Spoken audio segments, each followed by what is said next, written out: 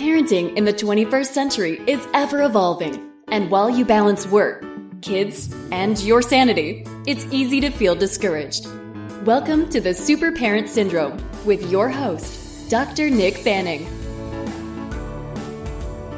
Hey Super Parents, this is Dr. Nick Fanning with another episode of the Super Parent Syndrome, where we help parents parent themselves. So today we're going to be talking about, at the time of this recording, just last week, my youngest daughter, Gaia, started to walk. Now, she's been doing the whole furniture cruising thing, but now we're finally getting to the independent steps of roaming out on her own. And I can tell you that within the week, she went from the 1 to 2 cautious steps to full-blown starting to walk in groups of 6 to 10 steps and then still falling on her butt, but at the same time getting right back up and trying again.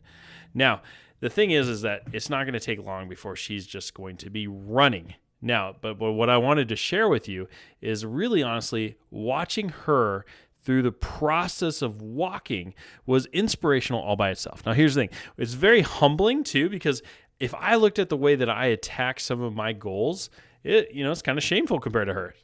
So, because here's the thing, with a baby, they grow, they learn to walk, they crawl, they sit, then they stand up, they cruise along the furniture, and they start getting stronger and stronger, and then more confident. And then almost by accident, they take that first step. Then they fall. And they fall again. And they fall again and again and again and again. And they hit their heads, they hurt their butts, they land, they cry. You start seeing weird marks because they land on stuff. I mean, there's some weird stuff where it's like, hey, this is in the shape of a Lego, and yet they don't give up. They keep pushing. They never say, hey, this really isn't for me. It's not working out. Or it's just too hard. I can't do this. I give up. Instead, they step, they fall, they step, they fall, and finally they take those steps in freedom. And we cheer. We're excited. And I can tell you this, when you achieve your things, there are people cheering and excited for you as well.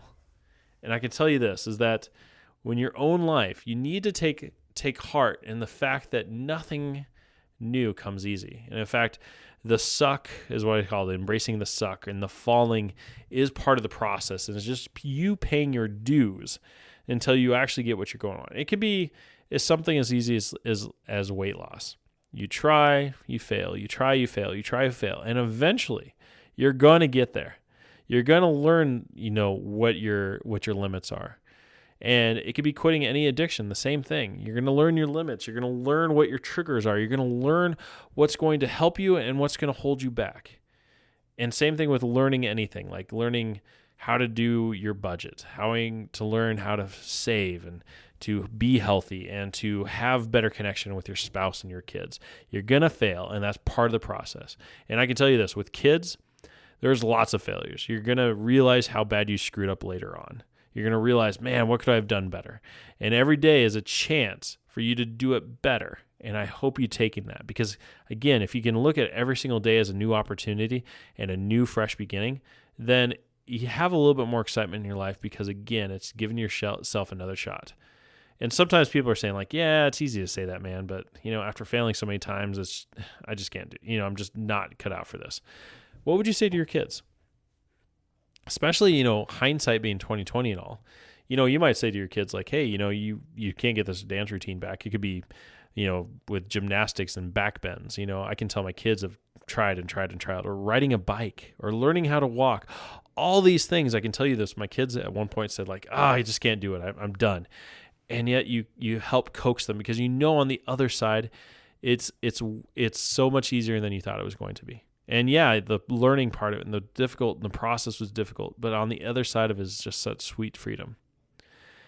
Again, imagine yourself a year from now, 5 years now, 10 years from now, looking back at what the struggles that you're currently going through and being able to just look back and be like, someday I'm going to look back at this and say, like, gosh, it wasn't such a big deal. Kids are small, they're in diapers. It's crazy right now, but man, they're out of the house and I miss them. Or they're teenagers and they're never around. Whatever it might be, I can tell you this, is that someday you're going to look back and realize that the process may have been tough, but it was just part of the joy and the journey. So folks, take on life like a 1-year-old.